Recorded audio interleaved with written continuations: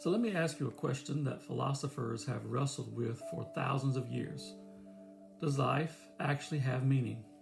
Or are we just here by accident? You see, for a lot of people today, life can start to feel random.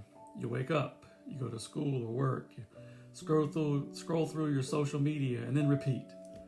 And eventually many people start asking a deeper question. Is there actually a purpose to all of this? Or are we just trying to create meaning in a universe that doesn't have any? Well, the answer to that question, it changes everything about how we see our lives. If life has no real meaning, then nothing ultimately matters. Not love, not justice, not kindness, not sacrifice, but everything becomes temporary. But something inside us resists that idea. Human beings instinctively believe that things like love and justice matter, and we believe people have value. We believe life has dignity. That instinct raises an important question.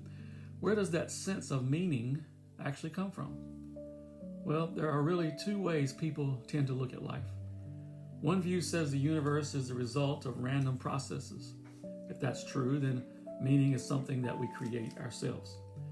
But there's another view, that life was intentionally created, that human beings were designed with purpose. The Bible presents this second perspective. In Genesis 1:27, it says humanity was created in the image of God. And that statement carries enormous implications. It means human life has intrinsic value, not because of what we accomplish, but because of who created us.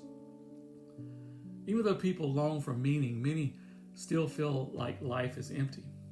Why? Well, one reason is disconnection from purpose. When life becomes only about survival, achievement, or entertainment, it starts to feel shallow. Another reason is suffering. Pain can make people wonder if life has any deeper meaning. Interestingly, the Bible actually addresses this tension. The book of Ecclesiastes wrestles with the feeling that life can seem meaningless when God is left out of the picture, but it ultimately points back to something deeper. Meaning is found in relationship with the one who created us. Jesus spoke directly to the issue of purpose. In John 10:10, he said this, "I have come that they may have life and have it abundantly." Notice that word, life. Not just existence, not just survival. Life in its fullest sense. Jesus didn't present faith as an escape from life. He presented it as the path to a deeper kind of life. A life filled with meaning, relationship, and with purpose. From a biblical perspective, life finds meaning in three major ways. First, relationship with God. We were created to know Him. Second, relationship with others. Love, compassion, and community are central to human purpose. And third, living out the gifts and calling God has placed in our lives.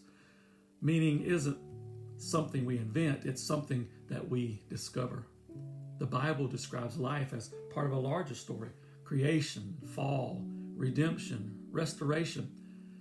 And that story explains both the beauty and the brokenness we see in the world. We long for meaning because we were created for it. And the good news of Christianity is that God invites us into His story, a story that stretches beyond this life. So does life have meaning? The Bible says yes. Your life is not random. You're not an accident. You were created with purpose. And when you begin to see your life through that lens, everything changes. Because the question isn't just whether life has meaning. The deeper question is whether we are willing to discover the purpose that we were created for.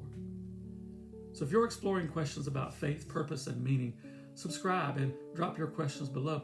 I'd love to keep exploring them with you, because the search for meaning is really a search for the one who gave life in the first place.